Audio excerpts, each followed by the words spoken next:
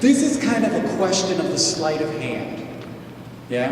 Whenever we don't want to talk about white supremacy, guys, you know what we call racism? You ever heard that term, racism? Oh, no, not in No, but America. you know what I mean. Like when we say racism as a system, that's actually not what it's called. Technically, there's no such thing as that. It's called white supremacy.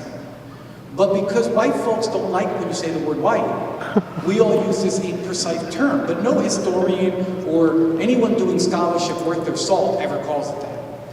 We go out of our way that when it comes time to talk about white supremacy, the system and operations of the kind of racism that we describe, we don't want to talk about some things. So economics is a way that people say, well, it's not really race, it's economics. You ever heard that? That is the way that we do not talk about white supremacy. Because there is no place in the world where race and economy are not tied.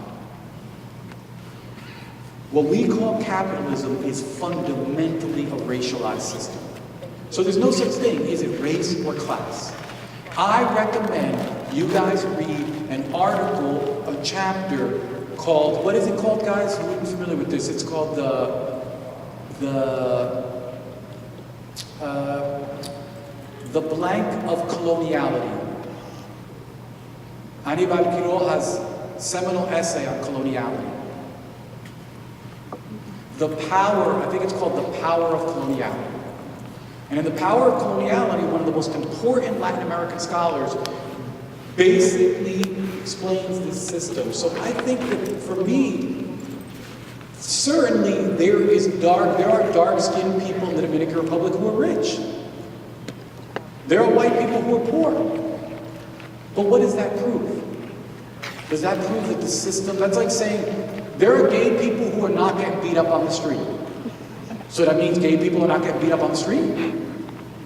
Exceptions to phenomena do not disqualify phenomena, guys. And in Santo Domingo, we have a racialized economy, we have a racialized social system, and if I got together the 500 richest people in Santo Domingo and lined them up, you'd notice a real interesting thing. And if I got together the 1 million poorest people in the Dominican Republic, you would notice an interesting thing. So the question is, even if there's people who look like us who got money, and there's rich people, there's poor people who are white, does that alter that the system might miss some people, but it functions really well?